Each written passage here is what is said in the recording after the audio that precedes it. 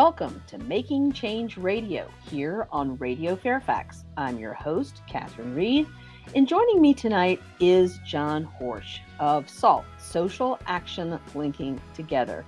This organization has been around since the early 1980s, and they have advocated over those 4 decades for public policy that helps some of the most marginalized, disadvantaged, and poorest Virginians in our Commonwealth. This legislative session has not been any different from those of the last 40 years. John continues to advocate for good public policy. He wins some, he loses some. And we're going to talk about the Earned Income Tax Credit. We're going to start by talking about the Earned Income Tax Credit today, because there's a lot of discussion about tax refunds, tax reform here in Virginia. And one of the things that's been pushed aside that may not be on people's radar is the Earned Income Tax Credit. And there is a federal Earned Income Tax Credit, and there's also one in Virginia. Not every state has a state EITC, but because of John's efforts going all the way back to the 1980s, we do. The question is, can that Earned Income Tax Credit at the state level be doing more for the poorest families in the Commonwealth? And if it could be doing more, why was that pushed right off the table when we started talking about who is going to benefit from tax refunds and tax reform? And so I invited John on the show today to give you a little bit of background about this tax credit and how it could and should be doing more. But we have a lack of advocacy because there's no lobbyists for the poorest families in Virginia. There just aren't. SALT is one of them. There's lots of organizations who every legislative session goes down there and tries to support better public policy, but there's not enough. And here in Northern Virginia and around the Commonwealth of Virginia, we can be doing more to make sure healthy communities include giving people every tool possible to make them self-sufficient, to reward them for their work, to give them adequate funds to help support their families. So, John, that was a very long introduction, but I do welcome you to the show. Give some people the background on the Earned Income Tax Credit. Well, listen, first I want to thank you for the opportunity, and I'm so delighted to be here. I always enjoy being on your show and hearing you. And basically, the Earned Income Tax Credit, I'd like to present it this way: you've earned it, so why not claim it? It's something that has been has had a lot of press and a lot of coverage in the early days that Catherine mentioned in the 80s. It was really a hot topic to the extent that even President Reagan got into it, and he said the EITC is the best anti-poverty, the best pro-family, and the best job creation measure to come out of Congress. He said that in October of '86, quoted in the Chicago Tribune. At that time, or a couple of years later, Bob Dole from Kansas said, if we really want something truly to help the poor, why not look at the Earned Income Tax Credit? And as Catherine had said, it's a very practical and it's a very simple concept of returning it's a tax cut for the low-income workers. And, that's shocking because most people don't think of poor or low-income workers as even paying taxes, having to. Yeah, and they do. The fact is, when we started working on it, the low-income workers were taxed on the 1 penny above $5,000, everything about $5,000. So returning that to them is based on work, not welfare. If they need help to keep working, it's better to get a tax return like the wealthy people get, and as opposed and to as an incentive to keep working. So that's what instigated, and it seems highly effective. So at a recent Rotary meeting that you spoke at my Rotary Club meeting, one of the questions that our club president asked is, why are they withholding taxes at all? And one of our club members who happens to be a tax preparer is like, consider the fact that somebody might be working 3 part-time jobs. Yes. And so they've got automatic withholding of their wages from all of these part-time jobs. So it's not like if they hit a threshold. So let's say in a more white collar job, somebody hits the maximum for withholding for Social Security, for instance, Social Security income, and the employer can reduce the withholding because they've maxed out on the withholding based on the taxes withheld. The poorest Virginians might be working minimum wage jobs and cobbling together through various employers, the funds necessary to provide housing and food for their families. But each employer is withholding, according to regulations, from their paychecks. So again, if they don't understand how to claim the earned income tax credit, if they don't understand how to seek free tax preparation assistance even, then people who've had taxes withheld from their very low wages are not necessarily getting back the money. And this money is important for the basic things in their life, whether it's a car repair or catching up on a bill or buying their kids a winter coat or shoes. That's what this refund money means to these families. And so it's withheld. So I just want everybody to understand the money is withheld from their paychecks, just like everybody else. Yeah. And the whole concept is based on work, so that's really attractive rather than being on welfare. And it makes sense to, for example, the returning the EITC compensates for not only the federal taxes, but there's so many other taxes, and basically, the low-income worker pays the same sales tax on on a loaf of bread as the millionaire. So, and so often when there is a tax cut, which is very much under consideration right now in Richmond, the tax cut is implemented. As it's implemented, the well-to-do, the people with the higher incomes are the ones that benefit. The low income do not. And so let's just so that's called a regressive tax. So let's talk about the regressive tax. For those of you who are just joining us, you're listening to Making Change Radio. I'm your host, Catherine Reed, and we are talking with John Horejsi of SALT, Social Action Linking Together.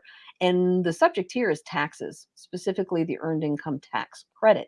All of us pay regressive taxes. So when you fill up your gas tank and somebody working at McDonald's fills up their gas tank, we're all paying the same gas tax. If you buy a meal at McDonald's and they buy a meal at McDonald's, we're all paying the same tax.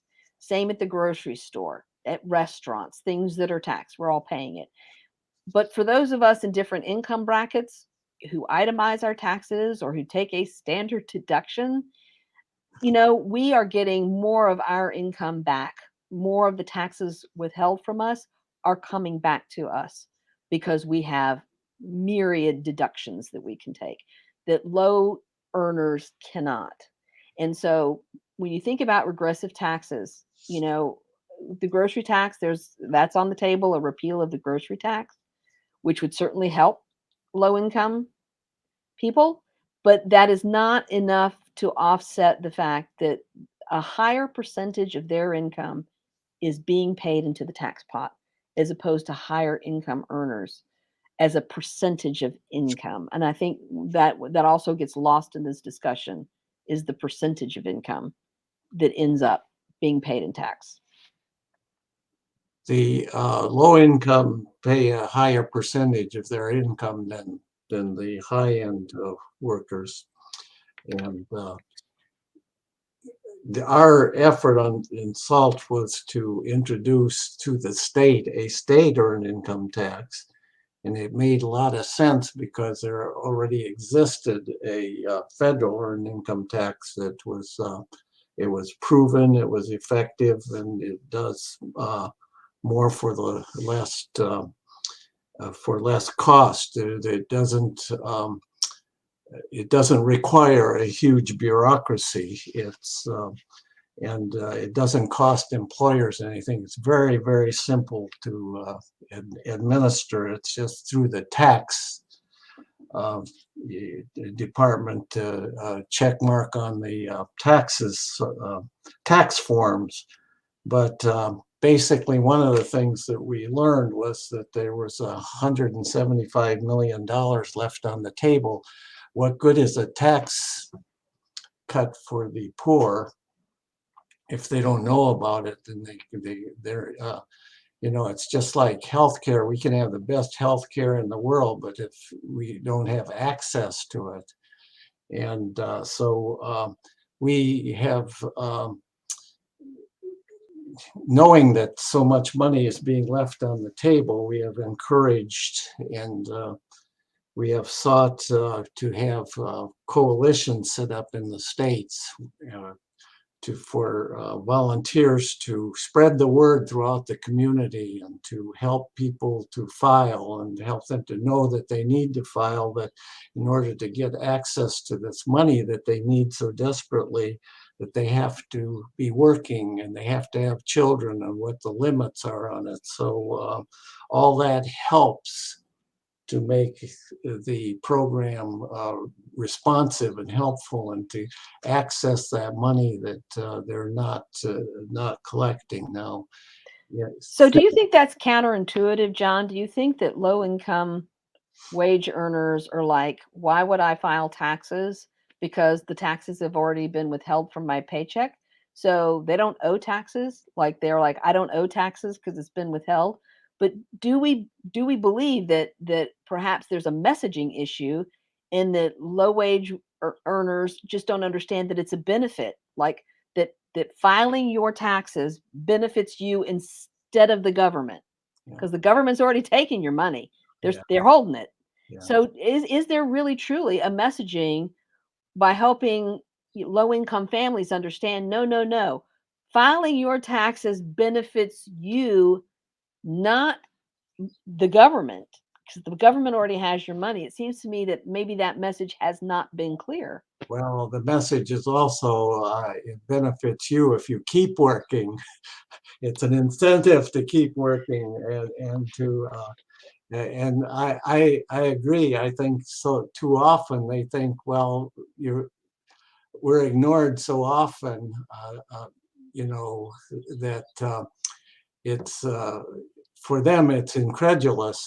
It's hard to imagine that they would be eligible for this, and consequently they don't pursue it, and they don't have the information, and the information isn't forthcoming. So this is well, it's very time consuming to be poor. I think you and I have discussed this many times, that it's very time consuming to be poor, and it takes all of your energy just to tread water every day. So when it comes to filing taxes and figuring out who can help you prepare your taxes, or where you find the person who can help you do that for free, or if there's an incentive that's worthwhile for you to take time out of your otherwise overwhelming life to figure out how to do this, it is, I think this is part of the problem too. Even if we have nonprofits and we have volunteers that are going out trying to help people file their taxes, people just tread water every day. And once a year when it's tax time, is there enough clarity that they are going to benefit for them to add this one more thing to all the stuff they already have to do? Yeah. As the head of SALT, we became very concerned when we heard that the people were not filing, that they were not accessing something they were entitled to.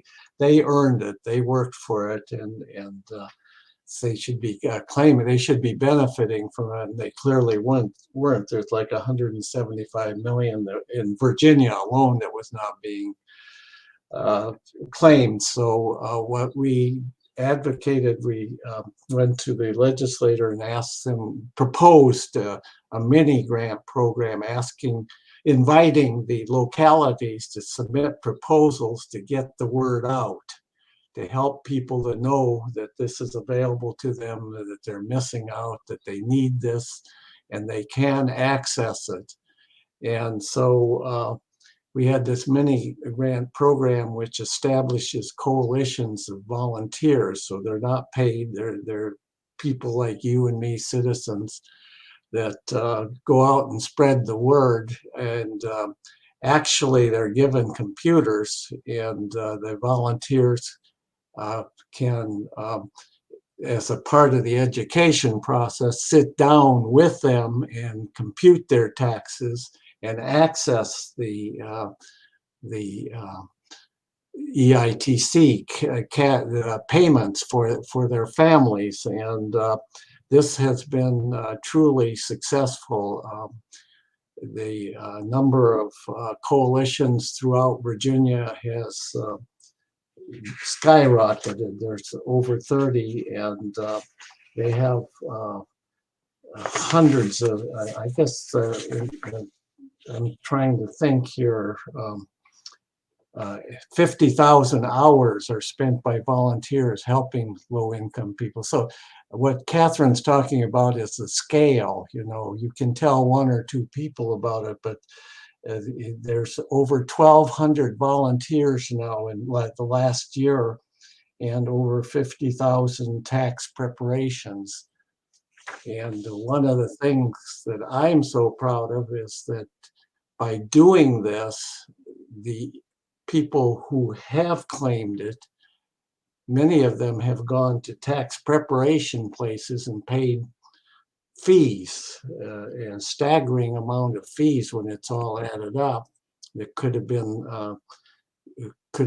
better been targeted to the family. So the fees savings are an incredible amount as well. So and there are online resources too. In addition to sitting down with a tax preparer, you know, technology does offer some free online tax preparation assistance too for people who are going to try to file on their own.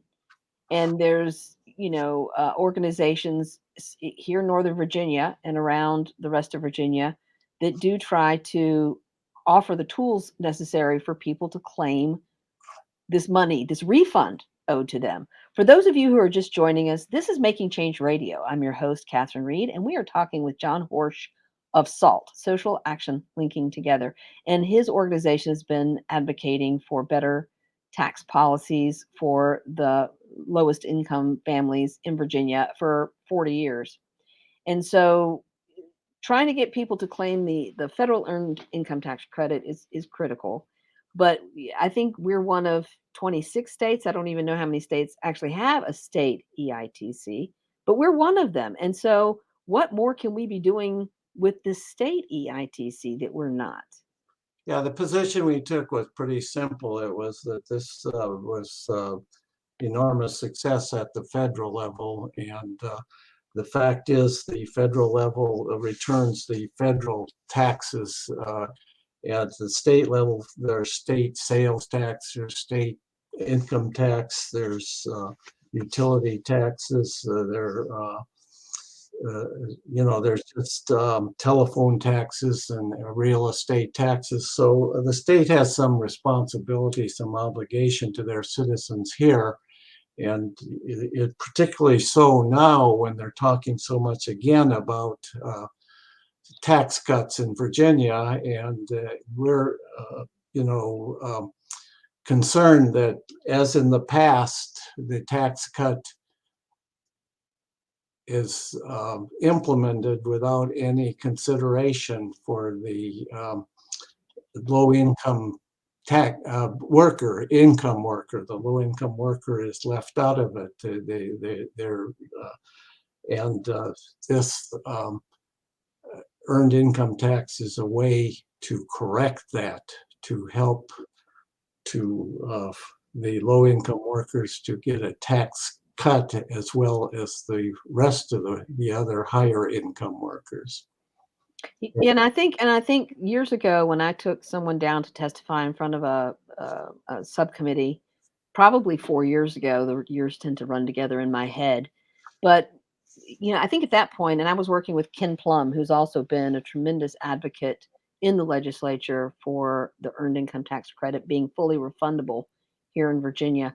And I think at that point they were estimating that the average was an $800 refund from the state to these families. And they added all of that up, and I want to say it was something like $20 million. But these small amounts of money, as the young single mother of two spoke to the committee about, pays off bills. It buys her kids shoes or clothes, or allows them to buy the things that her income doesn't allow them to buy. And it all goes back, and we tried to make the case at that point that it all goes back into the local community. It goes to pay off bills, your electric bill, your phone bill, or it goes to buy your kids shoes at the local store. And so, Virginia was giving the money back to these poorest families who were then spending it in Virginia to get basic needs for their family. And that's kind of a win-win if you think about the economics of it, but it did not make a compelling case, because every year it seems that whatever case is made, it's just brushed aside. They participants, the beneficiaries of this have, of course, have indicated that the one thing that they appreciate most about getting this is that they can pay some of the fees for their kids to be able to participate in activities at school. Now, for the better off, the money would not mean that much. It would be like a small amount, but for somebody on a very low income, it means everything.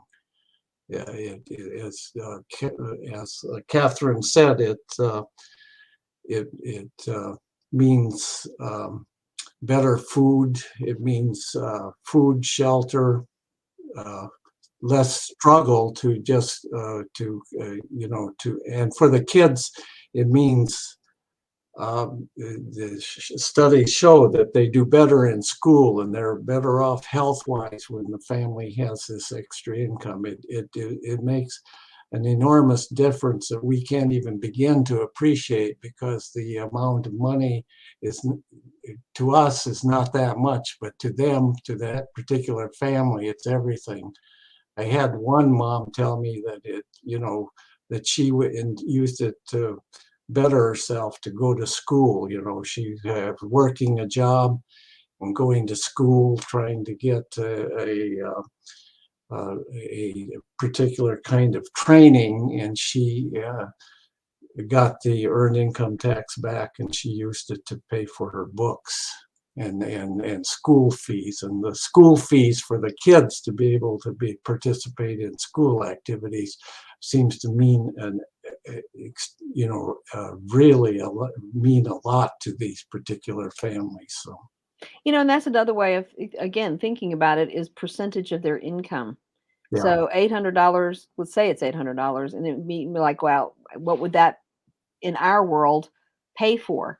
But all the things you enumerated, especially after school activities, and even for children going to public schools, many people do not understand that field trips have fees. Yeah. Sports has fees, clubs have fees. And if you don't have the money to pay for that, then your children don't get to participate. And that does impact what they're getting out of public education. For those of you just joining us, this is Making Change Radio here on Radio Fairfax. I'm your host, Catherine Reed, and we're talking to John Horejsi about the Earned Income Tax Credit, and specifically the state Earned Income Tax Credit, and what we should be advocating for when we participate or reach out to our delegates. Our Northern Virginia legislative delegation generally is very supportive of these kinds of measures. But, we as citizens, when you ask what is it that we can do to impact this quest for better public policy for the least among us, it's reach out to your senator, reach out to your delegate in the House and say, we can't have a discussion about tax reform and tax cuts if we're not willing to start with the people at the bottom of our ecological economic food chain, so that some small refund to them would make such a huge impact. I just don't think there's enough advocacy, right now for the people who are the lowest income families. I mean, there's a lot of lobbyists hovering around Richmond all the time, but to advocate for poor people, who are the lobbyists for poor people other than SALT? I'm sure there's some others, but I think of SALT as being certainly the watchdog for the last 4 decades for the people who need lobbyists in Richmond. Whenever I talk about the earned income tax credit, I like to talk about the mini grants that we got to set up the coalitions. And basically, this was to incentivize the community to set up coalitions to help claim what the low-income workers are not what's on being left on the table. And one of the benefits of this is it has recruited something like 10,600 hours of volunteer work at $26 an hour. That would be like $1.6 million going out there to help people out there to access and to actually claim. I think a lot of the people, once they have the experience of receiving it, can do it on their own in the future. So, and the other thing is that some of the grants that have gone out had fiscal literacy components. So it was definitely a win-win. Yeah. We're gonna go to a short break, John, and when we come back, I want to talk a little bit more about the fact that reaching people the first time, to your point, is really important because they can do it thereafter and they understand the incentive thereafter, but it's reaching our first timers. So they please, can do it for themselves and their friends too. That's right. So join us after this break here on Making Change Radio, here on Radio Fairfax. We are Radio Fairfax. Hello, my name's Matthew Moore, the host of the Psychedelic Circus. The circus has moved. I'm on Sunday nights now from 6 to 8 p.m. Join me for the Psychedelic Circus, where the buzz can shake you clean.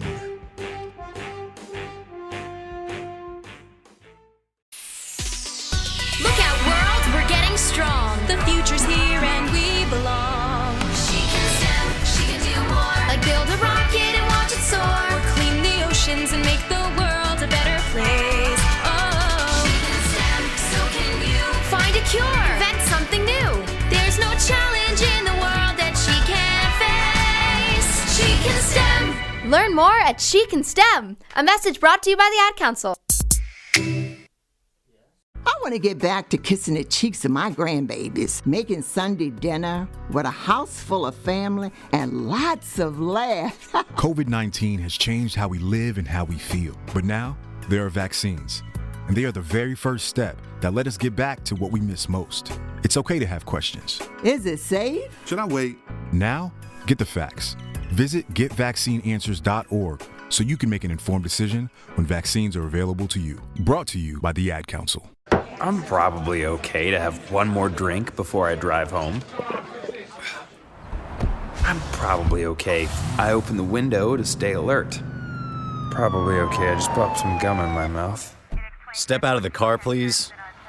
I probably made a mistake. Probably okay isn't okay when it comes to drinking and driving. If you see a warning sign, stop and call a cab, a car, or a friend. Buzzed driving is drunk driving. A message brought to you by NHTSA and the Ad Council.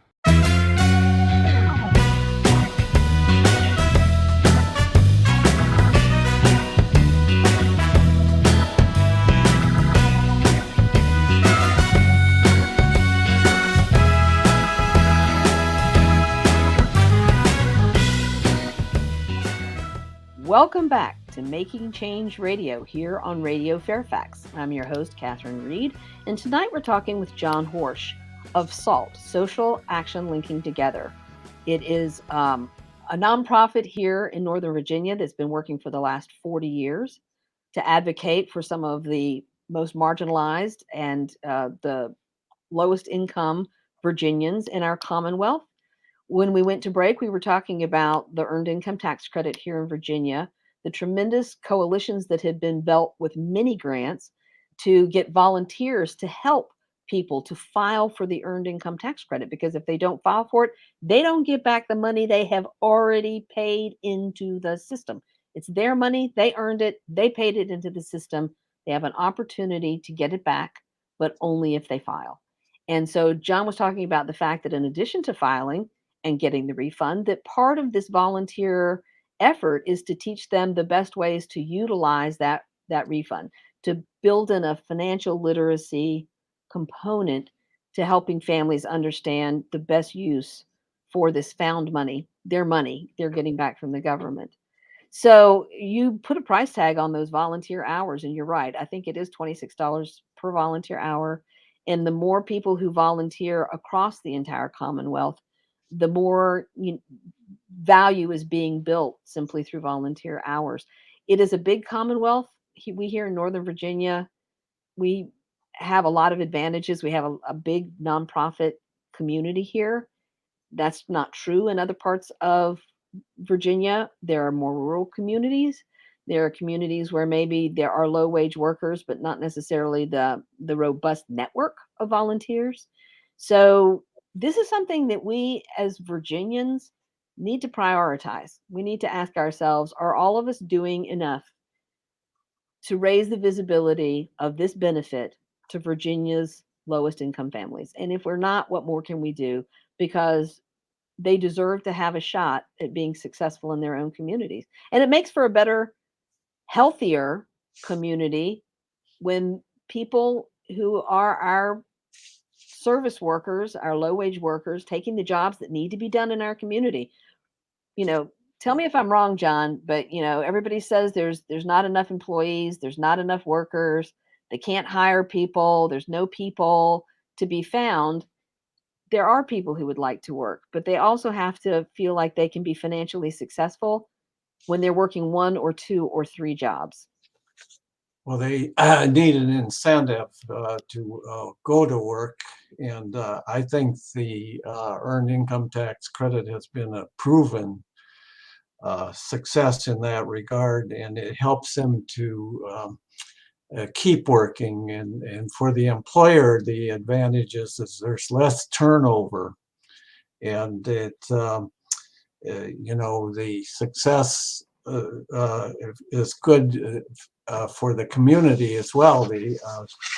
Catherine had mentioned this, the economic development of communities is enhanced by the receipt of these income, because their Earned Income Tax Credit goes immediately into the economy for immediate need items like paying the rent and food, putting food on the table, and basic needs. So it's spent in the community. It isn't going into a bank account somewhere out of the community. And it's attractive politically too, because there's no bureaucracy. I think one of the things we faced when we first proposed the earned income tax, legislators just put their hands to their heads and say, "Oh no, not another bureaucracy, another new bureaucracy." And this is, it costs are just very few, because it's administered through the existing tax system. So, but I think the big thing is that it rewards work. I agree with you. And when you talk about rent, there is a housing crisis in this country, and we don't even have enough hours in the day to talk about how more and more rent is eating up people's income. People are paying 50% or more than 50% of their income just to put a roof over their heads. And that's not sustainable. It is just not sustainable, but that's a separate issue.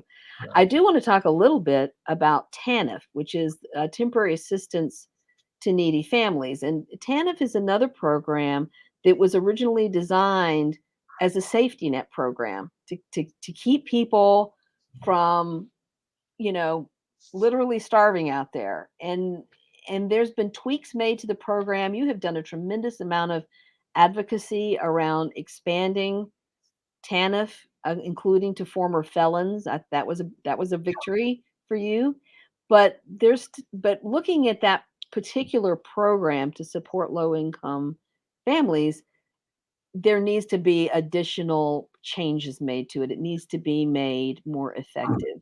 Well, TANF was welfare reform, but the welfare reform needs to be reformed. It's time. There are some good things about it, but basically what it is cash assistance for children. And I think that the public has the notion that as Reagan had said, it was a welfare queen. The families are about 1.6 children. They're less than the average families, and the core purpose is to provide care for kids in their own homes and in the homes of in relative care, rather than having to go into foster care or into an orphanage. Basically, this is very personal to me because my mom died when I was 3 and I went into relative care. And I'll tell you, the family that I went to was poorer than a church mouse, and they took me in and they made incredible sacrifice. So I know that under TANF, when the benefits are so low, I was appalled when I came here. I thought Virginia was a very wealthy state and that the benefits were higher, and that I learned that it was so stingy. So I went to a meeting and I met Senator Gartland, and I learned that he had his name on every social piece of legislation that ever passed: domestic violence, foster care, you got it. He was the patron. So I asked him to do something about increasing welfare. And he said to me, no, he's had it. He's reached his limit. He can't do that. But he says, I'll tell you what, you get somebody else. There's going to be a off to Richmond hearing of all the legislators, and you go there and you testify. And I thought, well, I'm going to talk to 4 or 5 legislators. I walk in, there's a room of 100 advocates and about 20 legislators, and they're the DS. They're staring down at me, and it just made you very nervous. So these were shaking. But let me tell you the rest of the story. They didn't listen to me. They had side conversations, and I just went away. I've had it with this advocacy stuff. I cannot do this. And so I was very disappointed because I thought I thought I did a good job, but I thought I went over like an empty care package, that they really didn't care and they weren't going to do anything. But about a week later, I was coming in from the dentist, and I don't know which was worse, testifying or going to the dentist. But at any rate, the phone was ringing, and I unlocked the door quickly and grabbed the phone, and there was this little gentle voice of a lady, and she says, John, she says, how can these families survive? How can Virginia be so stingy? I said, who is this? She said, I'm Dorothy McDermott. I'm your delegate. And she says, I'm calling you because I heard you testify, and I'm so concerned about these families.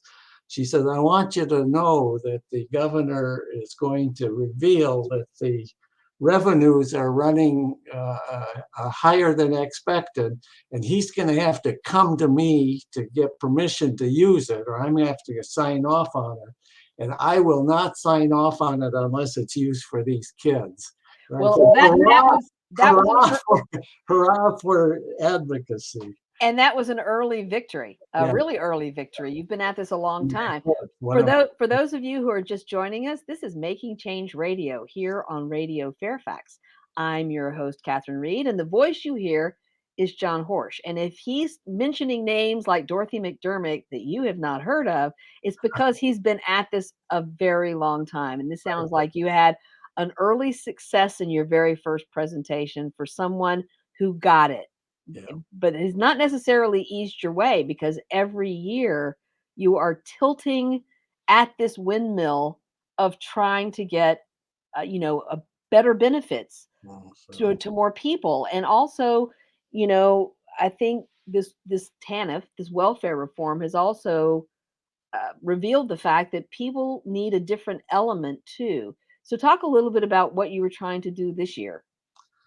Well, actually, we went on to for quite a few years, and we would have a little column, developed a little policy announcements conference in the fall. And Vince Callahan, who was replaced Dorothy McDermott as the chair for the Appropriations Committee, would come every year. And we weren't having any success after that initial success with Dorothy McDermott. So one day I tried to get a coalition of groups, and they said, well, we've worked on this for years and we haven't been able to have any success. The legislators won't do anything, so we don't want any part of it. They threw up their hands. So I went in and saw Delegate Callahan, and I said, these families are really struggling. And I told him about my situation and how it's better that kids go into relative care, even though the benefits are so little compared to foster care. They get about 5 times as much in foster care, and the kids, are just so much better off in relative care because of the family connection, and they thrive as compared to foster care. It's quite a disaster. So anyway, he said, "Oh, I'll do it," and I didn't have to do it, lift a finger. We got a 10% increase. And, when the benefits were down there with Mississippi and Alabama and Louisiana at 20% of the poverty level, the 10% that we got earlier with Dorothy McDermott and the second 10% only elevated us a couple steps ahead of inflation up toward the 50% of the poverty level. So I thought, there's a rookie new senator who was the chairman of the board in Arlington County. So she knows social services because that's what it's all about at the county level. So I went to see her, and she immediately, the first year as a rookie backbencher where they're supposed to be seen but not heard, got us a 2.5%. And somebody said to me, "Is that all? You should have gotten a 10%. And anyway, what I didn't know was it was a 2-step. So we got a second, we got one in July and then another one in January. So she really came through for us after that. She has gotten us you asked about the latest success on that, is that she got put into place a mandate to increase TANF each year 10% until it reaches 50% of the poverty level. So we've gotten a couple 10% increases. There was one in this year's budget again, consistently for the 3rd year in a row, but it's disappeared. And I was very upset about that, but it also, it stuck. It's in the Senate. It's passed the Senate, so the Senate has some bargaining and since the budget is still not resolved, it could be put back in. We're just keeping our fingers crossed, hoping that it'll make it across the line. So for families, this is everything for these families. That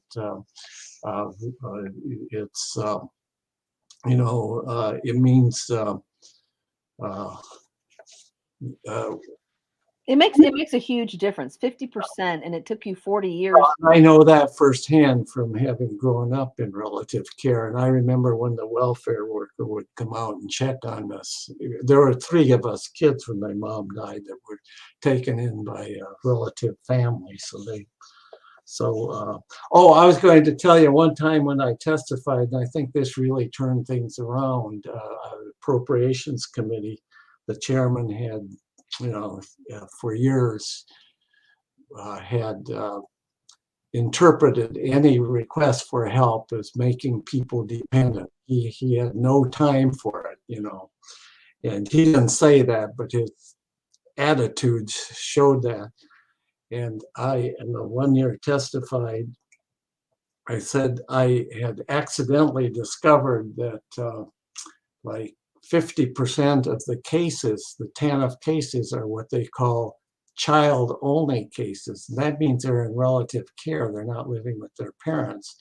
So I said to the governor's staffer, I said, why is this? He said, I don't know. So I said, well, please run a check of these cases to see why they're child-only cases, and so many are in relative care. And she came back and she said, astonishing number of them are because they have a parent in prison. So the cost of the prison system of 1.2 billion, that's just part of it. There's lots of families, 70% of the families, 70% of the prisoners, according to the Department of Justice, have children, and so many of these children are in relative care receiving TANF. So there's a real secondary cost in addition to. So anyway. And I think that's something that's not on people's radar, that connection. Yeah. If you had to ask the governor's staff to find that out for you, it's not obvious. It's not on the front page of the paper. For those of you who are just joining us, this is Making Change Radio. I'm your host, Catherine Reed, and we are talking with John Horejsi, who is with SALT, Social Action Linking Together. And he's been working on these issues literally for 4 decades.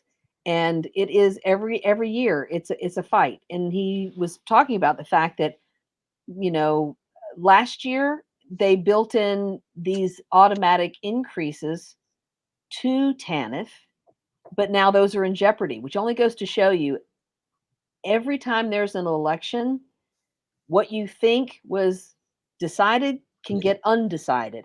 And I would suggest to people that that's why you need to vote your values. And maybe the values you're thinking about is not low-income Virginians or children with family members because they've got a parent incarcerated. But we need to think about who in our communities benefits from strong public policies that helps to make families and to make children successful in our communities. And that's what John and what SALT has worked on and continues to work on and will continue to work on, so that if you're not aware that these things are happening, there is somebody down in Richmond who is fighting the good fight every session. And so right now the budget is up in the air. And I think you're telling us, John, that this is in conference. Yeah. So it's not been decided whether these automatic increases really will be automatic increases or whether it's dead in the water. Yeah. I was going to also say that at that same testimony, I was able to say to the committee, I was able to say that with the case, so many of the TANF cases being child-only cases, I said, what that means? And he said, what? I said, that means more than likely grandparents raising grandchildren, and he was older and he knew what I was talking about.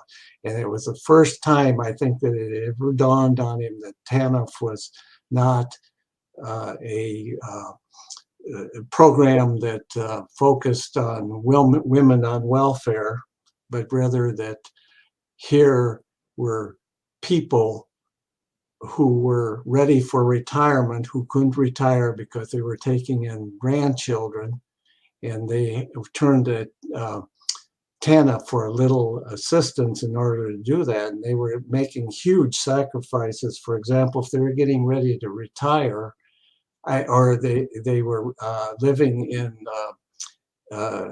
housing that didn't allow children, in order to take the children in, they had to move out. So it made huge sacrifices.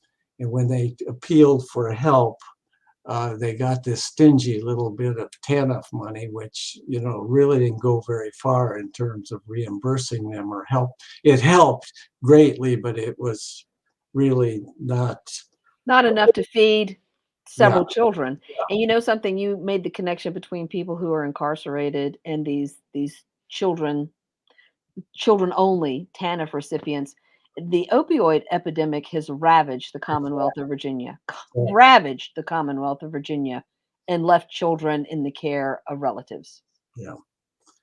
One of the criticisms we have that we've attacked on TANF is that it's a work first program. They push the mothers or the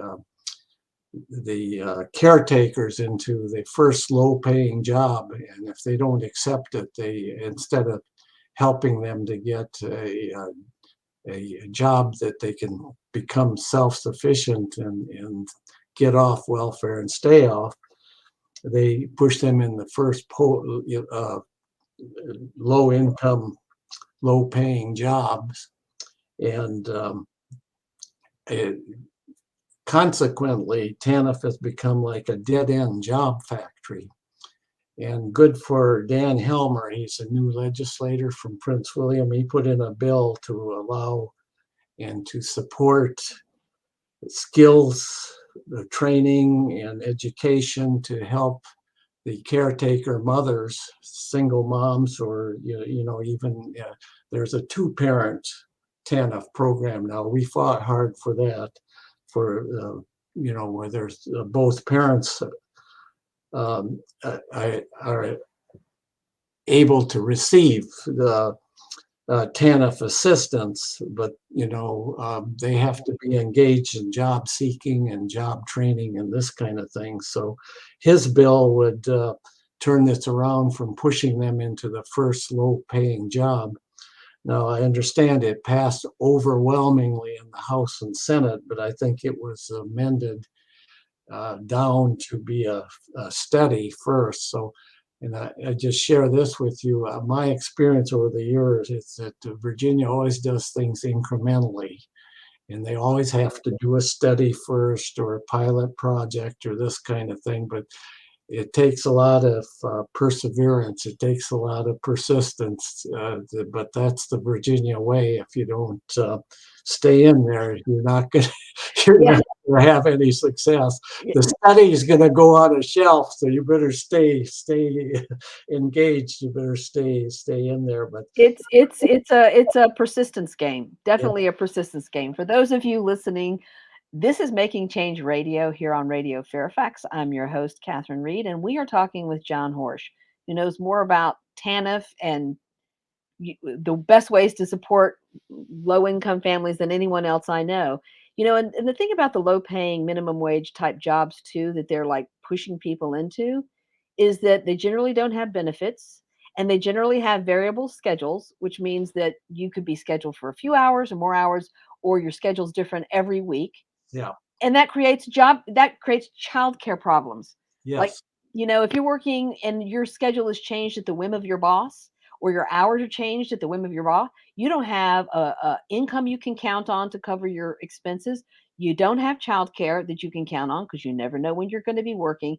There are so many holes in thinking this way. So I hope the study reveals how incomprehensible this idea is put into practice.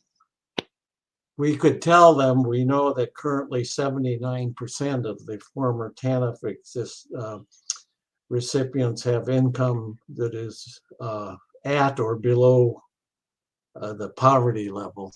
And fully 35% of them who get off welfare are below 50% of the poverty level. So Dan Hilmer's bill is really needed to prepare people for better jobs that can lead to independence, self-sufficiency, and they don't have to come back on welfare in the future. I wanted to share another really big success that I'm so proud of. This was quite a few years ago.